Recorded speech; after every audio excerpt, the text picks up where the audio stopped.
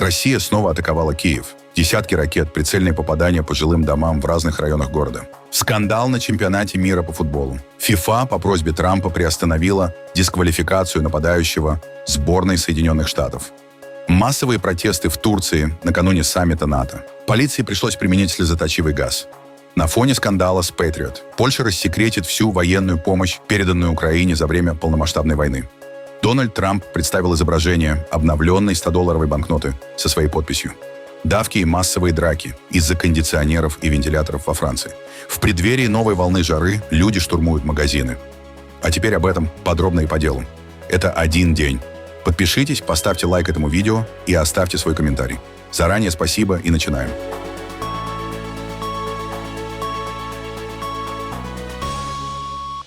Россия вновь нанесла один из самых массированных комбинированных ударов по Украине. Главной целью атаки стал Киев. В течение ночи российские войска применили ударные беспилотники, крылатые и баллистические ракеты. После нескольких волн дронов в воздух были подняты стратегические бомбардировщики Ту-95МС и Ту-160, выпустившие крылатые ракеты. Воздушная тревога была объявлена практически по всей стране. Самые тяжелые последствия в Киеве. По данным Киевской городской военной администрации, в Подольском районе пожары возникли сразу на 4 локациях, и все они – жилые дома. В одной из многоэтажек произошло частичное обрушение. Жители оказались заблокированы между 7 и 9 этажами. Спасатели эвакуировали людей с помощью автолестниц. Украинские СМИ сообщают о серьезных повреждениях жилого комплекса «Варшавский». Горят квартиры на верхних этажах. В том же районе поврежден гаражный кооператив, а на одном из опубликованных видео ракета падает рядом с детской площадкой. В Дарницком районе повреждены многоэтажные дома сразу на 3 разных локациях. По сообщениям украинских СМИ, сильный пожар произошел в жилом комплексе «Славутич», где огонь охватил верхние этажи.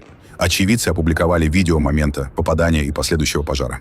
В Голосеевском районе загорелись складские помещения и объекты нежилой застройки. Зафиксировано падение обломков. Местные СМИ также сообщают о повреждении одного из зданий корпорации «Рошен». Однако официального подтверждения этой информации пока нет. Президент Соединенных Штатов Дональд Трамп и президент Украины Владимир Зеленский встретятся 8 июля во время саммита НАТО в Турции. Об этом сообщает Радио Свобода. Как отмечает издание, после последнего телефонного разговора с главой Белого дома украинский лидер заявил, что есть реальная перспектива завершить войну. Вместе с тем, в своем вечернем обращении Зеленский предупредил, что Россия готовит очередной массированный удар по Украине. Он также обратился к международным партнерам с призывом ускорить поставки ракет для систем противовоздушной обороны Patriot. Разведка вновь указывает на то, что Россия готовит новый массированный удар. Это типично для Путина. Сразу после Дня независимости Америки и перед саммитом НАТО в Турции. Россия хочет принести еще больше зла и убивать людей. Пожалуйста, будьте осторожны и прислушивайтесь к любым предупреждениям о воздушной тревоге. Отдельно партнерам любая задержка с ракетами для нашей противовоздушной обороны, ракетами для Patriot, означает гибель людей и подстрекает Россию к продолжению войны. Мир обладает необходимым количеством и качеством ПВО. Необходимы ваши решения для обеспечения реальной защиты жизней в Украине. Прежде всего, это, конечно, решение Соединенных Штатов, решение сильных стран Европы и всего мира. Пожалуйста, будьте активны в своих решениях и защищайте жизни. Ракеты для Patriot нужны сейчас не на складах, а в подразделениях в Украине. Россия практически перестала добиваться ощутимых успехов на фронте, а это открывает возможность для завершения войны. Такое заявление в интервью британской газете The Times сделал вице-президент США Джей Ди Венс. По его словам, нынешнее наступление российских войск приносит минимальные результаты. При этом цена каждого нового километра территории для Москвы остается чрезвычайно высокой. Венс отметил, что дальнейшее продвижение российских войск дает все меньший военный эффект и приближается к нулю, что может создать условия для политического урегулирования. Вице-президент также подверг критике стратегию администрации Джо Байдена, которая в 2023 году поддержала масштабное украинское контрнаступление. По мнению Венса, это решение оказалось серьезной стратегической ошибкой и не принесло ожидаемых результатов. По словам американского политика, администрация Дональда Трампа придерживается иной оценки ситуации. В Вашингтоне считают, что в условиях широкого применения беспилотников, средств разведки и постоянного наблюдения оборона сегодня значительно эффективнее наступления. Именно переход Украины к более оборонительной тактике, по мнению Венса, позволил замедлить российское продвижение и существенно увеличить потери российской армии. Венс подчеркнул, что Россия продолжает платить высокую цену за каждый захваченный участок территории, тогда как возможности для дальнейшего наступления постепенно исчерпываются. В Белом доме рассчитывают, что именно этот фактор может приблизить прекращение войны и создать пространство для достижения мирного соглашения. Тем временем Financial Times со ссылкой на источники, знакомые с закрытыми консультациями, сообщает, что Россия по-прежнему не готова к содержательным переговорам о прекращении войны и рассчитывает добиться своих целей военным путем. По данным издания, в Кремле рассчитывают полностью захватить Донецкую область и исходят из того, что Соединенные Штаты в перспективе окажут давление на Киев, добиваясь территориальных уступок. Один из собеседников газеты утверждает, что максималистские требования Москвы фактически исключают возможность реального переговорного процесса как минимум до начала 2027 года. Источник, близкий к российской стороне, заявил, что в Москве не видят причин идти на компромиссы и рассчитывают на изменение позиции Вашингтона. В свою очередь, украинские участники переговоров считают маловероятным возобновление полноценного трехстороннего диалога с участием США раньше второй половины 2026 года. По оценкам украинской разведки, несмотря на замедление наступления, Россия сохраняет своей главной военной целью полный захват Донецкой области. Министр обороны Польши Владислав Косиняк-Камыш дал поручение рассекретить информацию о военной помощи, которую Польша оказывала Украине в период с 2022 по 2026 год, а также провести расследование по факту разглашения государственной тайны. Об этом он сообщил в сети X.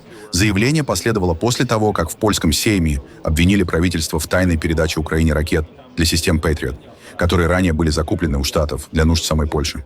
Также Косиняк-Камыш напомнил, что процесс передачи оборудования был инициирован польским правительством, когда Министерство обороны возглавлял Мариуш Блащик, и что о каждой поставке информирует президента. Я также поручил расследовать, кто умышленно пытался разгласить государственные секреты. Мы действуем в условиях войны на нашей границе. Любое действие против национальных интересов Польши ставит под угрозу безопасность польских женщин и мужчин.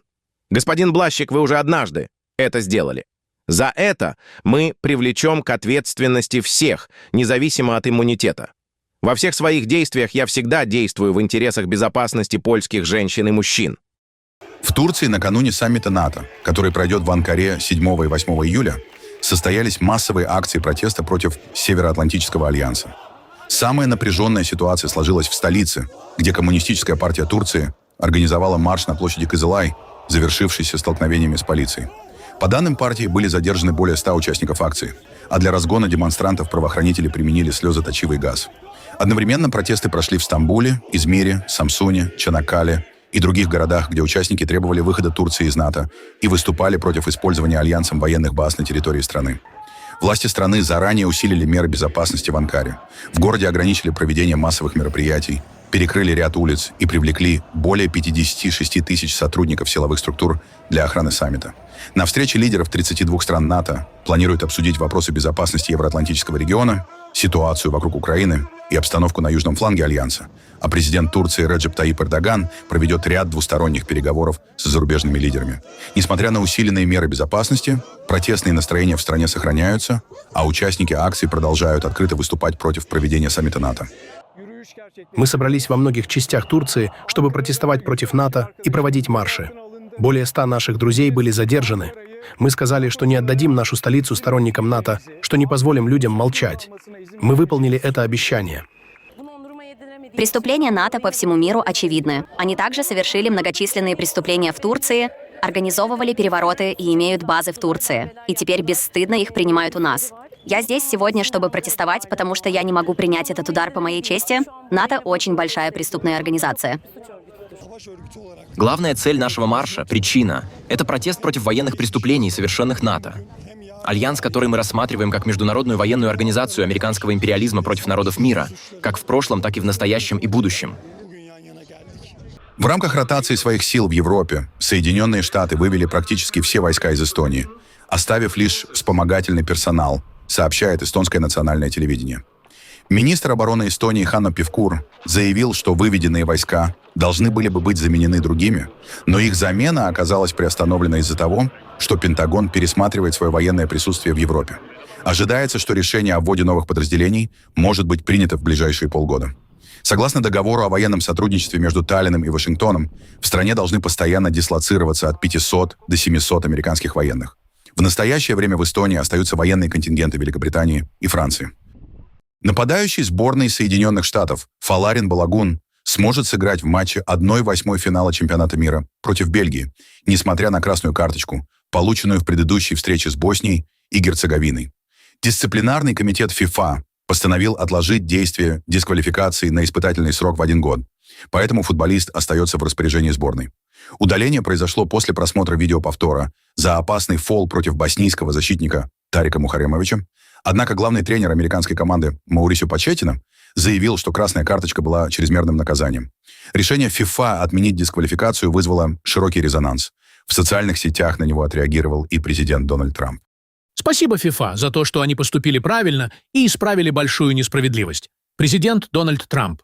После этого в СМИ появились сообщения со ссылкой на футбольных обозревателей о том, что представители Белого дома якобы связывались с президентом ФИФА Джанни Инфантино с просьбой пересмотреть решение об удалении Балагуна. В самой ФИФА эти предположения отвергли, подчеркнув, что дисциплинарная комиссия принимает решение независимо, а внешнее влияние на ее работу исключено. Тем временем в сети появилось множество мемов. На кадрах, сгенерированных искусственным интеллектом, судья показывает Балагуну красную карту, а тот в ответ ему фото Трампа и заявляет, что у него есть козырь поважнее. Между тем, игроки сборной Соединенных Штатов явно воодушевлены таким решением ФИФА и заявляют, что теперь верят в победу над Бельгией. Я узнал об этом только по дороге сюда, от ребят. Очевидно, это придаст нам сил. Мы очень рады. Он так хорошо играл за нас на этом турнире, поэтому то, что он будет с нами завтра, конечно же, очень здорово для нас. Он, очевидно, очень счастлив. У него на лице широкая улыбка, и мы все улыбаемся ему. Он этого заслуживает. Мы американцы. Мы команда, которая будет бороться, и да, мы отдадим все, что у нас есть, и мы верим, что можем победить. Так что я бы сказал, это веская причина верить. Президент Соединенных Штатов Дональд Трамп представил изображение обновленной 100-долларовой банкноты, на которой впервые размещена подпись действующего президента. Рядом с подписью министра финансов Скотта Бессента. В Министерстве финансов заявили, что это первый подобный случай в истории американских бумажных денег. Новые купюры выпущены к 250-летию независимости, а также впервые за 165 лет не будут содержать подпись должностного лица, курирующего бюро гравировки, и печати, и монетный двор. Несмотря на действующий запрет изображать живых людей на американских банкнотах, в Минфине утверждают, что принятый в 2020 году закон о редизайне памятных монет позволяет сделать исключение в рамках юбилейных мероприятий. Представленная банкнота стала частью подготовки к празднованию 250-летия основания Соединенных Штатов. Бельгийская алмазная группа к 250-летию Соединенных Штатов подарила Трампу кольцо. Его украшает 321 бриллиант, 56 сапфиров, 13 изумрудов и 6 рубинов. Как сообщают американские СМИ, кольцо уже передали послу Соединенных Штатов в Бельгии Биллу Уайту для вручения президенту. На кольце бриллианты образуют две большие буквы «Т» рядом с флагом США. Еще одна группа драгоценных камней обрамляет на изделие числа 45 и 47. Бриллиантовый орел с расправленными крыльями несет рубиновый щит и держит оливковую ветвь из изумрудов под числом 250. На внутренней стороне изделия выгравирована фраза «Сделано в Антверпене для Дональда Джона Трампа». Над изготовлением украшения работал известный ювелир Дэвид Готлиб. Ни Центр, ни сам Готлиб не раскрыли оценочную стоимость кольца. Однако два независимых ювелира сообщили Associated Press, что оценивают его в диапазоне до $35 тысяч. Подарок появился спустя несколько месяцев после того, как алмазная отрасль Бельгии добилась отмены американских пошлин на импорт драгоценных камней. Премьер-министр Израиля Биньямин Нетаньяху отверг предположение о разногласиях с президентом Соединенных Штатов Дональдом Трампом. В интервью в программе The Sunday Briefing на телеканале Fox News он заявил, что практически по всем вопросам их взгляды совпадают, а компромисс всегда удается найти. Я не думаю, что между нами есть раскол. Штаты называют нас образцовым союзником, потому что, в отличие от многих ваших так называемых союзников, мы действительно сражаемся рядом с вами. Наши солдаты и ваши солдаты стоят плечом к плечу. У Америки нет более близкого союзника, чем Израиль, и у Израиля нет более близкого союзника, чем Соединенные Штаты. Президент Трамп — лидер Соединенных Штатов, и он делает то, что считает лучшим для Америки. Я лидер Израиля, единственного еврейского государства, и делаю то, что считаю лучшим для Израиля. В 99% случаев наши взгляды совпадают. Но, как и в любой семье или в близкой дружбе, иногда возникают разногласия. Мы открыто обсуждаем их и обычно находим решение. Говоря о ситуации на Ближнем Востоке, Нетаньяху подчеркнул, что Израиль не стремится к постоянной войне и рассчитывает на расширение мирных соглашений. Мы не находимся в состоянии постоянной войны. Вместе с президентом Трампом мы добились заключения мирных соглашений. Это были соглашения Авраама.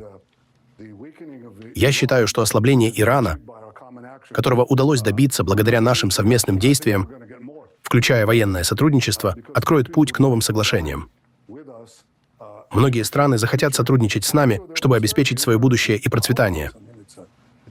Израиль — это мощная страна, двигатель инноваций, искусственного интеллекта, квантовых технологий и многих других сфер. Я также считаю, что соглашение по Ливану показывает, у нас есть дополнительные возможности. Ливан хотел бы освободиться от влияния Хезболлы, террористической организации, которая делает жизнь людей невыносимой. Это касается не только христиан Ливана, но и друзов, суннитов и даже многих шиитов. Они тоже хотят освободить свою страну. Я надеюсь, что нам удастся заключить еще больше мирных соглашений. Но если вы хотите мира, вы должны быть способны защитить себя от тех, кто стремится вас уничтожить. Именно это мы и делаем. В Иране продолжаются многодневные государственные похороны бывшего верховного лидера страны аятоллы Али Хаминеи, погибшего в конце февраля в результате израильско-американских авиаударов. Тысячи жителей Тегерана, одетых в черное, ежедневно приходят в большую мечеть Масалла, где с воскресенья выставлено тело религиозного лидера для прощания. Иранские власти называют нынешние траурные мероприятия похоронами века и ожидают участия огромного числа верующих со всей страны. Завершится церемония в четверг в городе Мешхед, где Хаминеи будет похоронен на территории мавзолея имама Резы, одного из главных священных мест шиитского ислама. Во время прощания многие участники оставляют на специальных стенах надписи со словами скорби и поддержки покойного лидера. Кроме того, среди посланий часто встречаются призывы к мести, а также антиамериканские и антиизраильские лозунги. Я писал: «Я пришел сюда, но тебя здесь не было, Агаджан». Несколько лет назад, когда мне было 16-17 лет, был месяц Рамадан, мы пришли в Бейт и молились, стоя позади верховного лидера. Прошли годы, и у меня больше не было возможности увидеть его.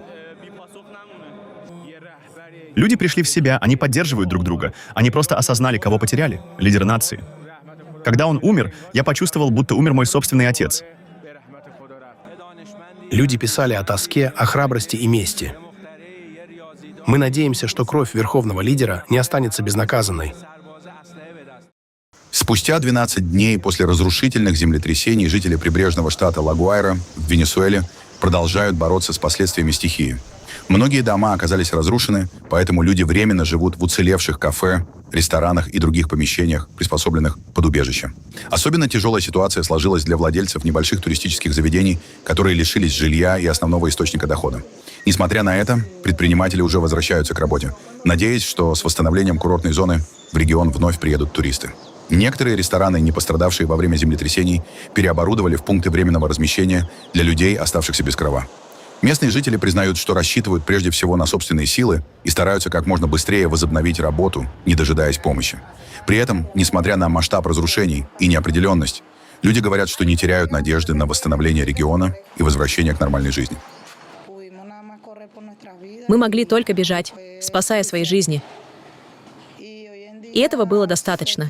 Сегодня мы чувствуем себя опустошенными, видя все это. Столько друзей, столько жизней, потерянных за секунды. Я благодарю Бога за то, что мы смогли бежать вместе с моими детьми. Я думаю, настанет момент, когда все вернется в норму, по крайней мере, в плане туризма, поскольку мы живем за счет него, продавая еду, продавая рыбу. Мы предприниматели, которые всю свою жизнь провели здесь, в этом помещении. Мы не умеем делать ничего другого, кроме как работать на благо туризма. Сейчас мне тяжело, и я думаю о том, что делать, как двигаться дальше, как питаться. Потому что у меня маленький ребенок, который остался без школы, без учителя. Нужно найти ему новую школу и научить его чему-то.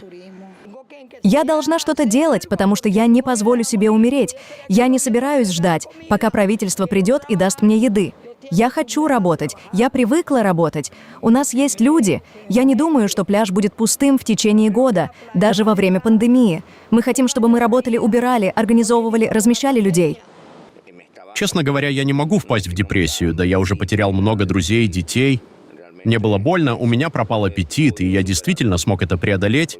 И я стал спокойнее, я уже потихоньку выхожу на работу и начинаю что-то делать. Хотя некоторые люди потеряли свои дома, а другие нет. Для меня все мы потеряли много. Но то, что мы никогда не теряли и не собираемся терять, это надежда. Мы — венесуэльцы. Мы из Ла-Гуайры. Мы неутомимые бойцы, прошедшие через 1000 сражений и готовые сражаться за наш штат, за нашу страну, и мы всегда будем отдавать все свои силы с высоко поднятой головой и нашим флагом. Во Франции на фоне новой волны аномальной жары возник настоящий ажиотаж вокруг кондиционеров и вентиляторов. После того, как сеть супермаркетов объявила о скидках у магазинов, еще до открытия выстроились сотни покупателей. В Париже, Нантерре и других городах длинные очереди переросли в давку, конфликты и драки, а в отдельных случаях для наведения порядка пришлось вызывать полицию. В Нантерре толпа даже повредила входную дверь супермаркета, пытаясь быстрее попасть внутрь, чтобы купить технику по цене около 179 евро. Повышенный спрос объясняется тем, что после недавней жары с температурой выше плюс 40 градусов синоптики прогнозируют новое резкое потепление уже с 7 июля. Ожидается, что во Франции воздух прогреется до плюс 42 градусов, а в Испании и Португалии до плюс 45 градусов, после чего жара распространится и на страны Центральной Европы. На этом фоне в Европе усиливается дискуссия о необходимости массового оснащения домов, школ и больниц системами кондиционирования, хотя противники этой идеи предупреждают о росте энергопотребления и дополнительной нагрузки на климат. Тем временем некоторые учреждения уже ищут компромиссные решения. Например, устанавливают солнечные панели, чтобы в будущем обеспечивать работу систем охлаждения за счет возобновляемой энергии. На Сицилии уже 9-й день подряд продолжается извержение крупнейшего действующего вулкана на территории Европы – Этны. В воскресенье вулкан вновь выбросил в атмосферу мощные столбы пепла и вулканических газов, а из кратера продолжают изливаться потоки лавы. Национальный институт геофизики и вулканологии Италии зафиксировал усиление стромболианской активности и повысил авиационный уровень опасности до красного. По данным итальянских СМИ, облако пепла поднялось примерно на 1,5 километра над вершиной вулкана и смещается к югу, из-за чего нарушена работа аэропорта Катани. Часть рейсов задержана или отменена. Авиакомпании предупреждают пассажиров о возможных изменениях расписания. При этом угрозы для населенных пунктов пока нет. Лава остается в пределах верхних склонов Этны. Активная фаза началась еще 26 июня на высоте около 3000 метров. Итальянская служба гражданской защиты сохраняет красный уровень предупреждения для авиации и усилила мониторинг вулкана. Власти продолжают ограничивать доступ туристов к опасным районам, а специалисты внимательно следят за развитием ситуации, поскольку Этна остается одним из самых активных вулканов мира. В центральном Китае уровень воды в водохранилище Сяоланди на реке Хуанхэ заметно снизился, открыв огромные песчаные и илистые отмели. С воздуха на речном дне отчетливо видны разветвленные узоры, которые местные жители уже прозвали деревом земли. Причудливый рисунок образовали многочисленные водные потоки, прорезавшие грунт после отступления воды. На фоне зеленых холмов основного русла Хуанхэ и песчаных коз природный орнамент стал новой туристической достопримечательностью провинции Хэнань. Водохранилище Сяоланди играет ключевую роль в регулировании стока Хуанхэ, борьбе с наводнениями и очистке русла одной из самых крупных рек Китая от наносов и ила.